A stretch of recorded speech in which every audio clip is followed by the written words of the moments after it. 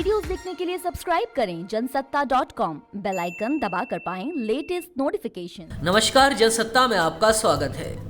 Corona vaccine को लेकर पूरी दुनिया से अच्छी खबरें सुनाई दे रही हैं। इसी बीच भारत में भी वैक्सीन को लेकर बड़ी खुशखबरी सामने आई है। सीरम इंस्टीट्यूट ऑफ इंडिया ने भारत में ऑक्सफोर्ड के कोविड-19 टीके के आपातकालीन उपयोग की औपचारिक मंजूरी मांगी है। सीरम ने भारतीय औषधि महानियंत्रक के पास आवेदन किया है। सीरम भारत में कोरोना वैक्सीन के इमरजेंसी अप्रूवल मांगने वाली पहली स्वदेशी कंपनी बन गई है। बताया जा रहा है कि जल्द ही भारत में वैक्सीन मिलनी शुरू हो जाएगी। हालांकि इसकी कोई तारीख अभी तक तय नहीं हुई है। सीरम कंपनी ने इमरजेंसी ऑथराइजेशन के लिए डाटा भी सबमिट किया है। सूत्रों ने बताया कि कंपनी ने महामारी के दौरान चिकित्सा आवश्यकताओं और व्यापक स्तर पर जनता के हित का हवाला देते हुए ये मंजूरी दिए जाने का अनुरोध किया है। इससे पहले शनिवार को अमेरिकी कंपनी फाइजर ने भारत में कोविड-19 के आपातकालीन इस्तेमाल की औपचारिक मंजूरी के लिए भारतीय दवा नियामक के समक्ष आवेदन किया था। फाइजर के टीके को ब्रिटेन और बहरीन में मंजूरी मिल चुकी है।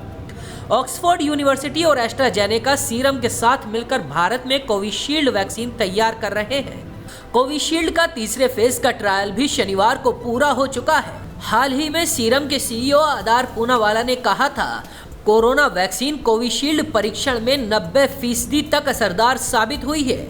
ये जल्द सभी के लिए उपलब्ध होगी। एस्ट्राजेनेका से 10 करोड़ डोज का समझौता किया गया है। जनवरी तक कोविशील्ड की न्यूनतम 100 मिलियन खुराक उपलब्ध होंगी। हालांकि फरवरी के अंत तक इसकी सैकड़ों मिलियन डोज तैयार की जा सकती हैं। चलिए आपको समझाते हैं आखिर इमरजेंसी अप्रूवल क्या होता है जो सीरम ने मांगा है। अप्रूवल लेने वाली कंपनी क्लिनिकल ट्रायल डेटा देती है और आपात स्थितियों में इस्तेमाल की अनुमति मांगती है। इसके आवेदन को 2 चरणों में आगे बढ़ाया जाता है। पहले विशेषज्ञों की समिति विचार करती है और फिर एपेक्स समिति के पास जाता है। समिति में स्वास्थ्य मंत्रालय के विभागों के सचिव होते हैं।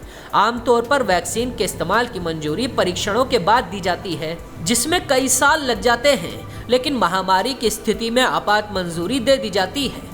भारत में आपात मंजूरी के लिए central drugs standard control organisation एक नियामक है। अगर वैक्सीन को भारत में इमरजेंसी इस्तेमाल का अप्रूवल मिल जाता है तो सबसे पहले हेल्थ वर्कर्स, बुजुर्ग और गंभीर मरीजों को वैक्सीन दी जाएगी। कोरोना पर काबू पाने के लिए सरकार ने वैक्सीन को लेकर तैयारियां शुरू कर दी हैं। केंद्र की नरेंद्र मोदी सरकार ने बाजार में आने से पहले ही लगभग 1.6 अरब वैक्सीन का ऑर्डर दे दिया है। ऑर्डर देने के लिहाज से देखें तो भारत पहले नंबर पर है। इस वक्त देश में कुल 8 वैक्सीन का क्लिनिकल ट्रायल चल रहा है। इन सभी टीकों का उत्पादन देश में ही होना है। देश में कोरोना वायरस मरीजों की संख्या लगातार कम होती दिखाई दे रही है। स्वास्थ्य मंत्रालय से मिले आंकड़ों के मुताबिक नए मामले सामने आने के बाद देश में कोरोना मरीजों की संख्या अब 97 लाख के आंकड़े को छूने वाली है।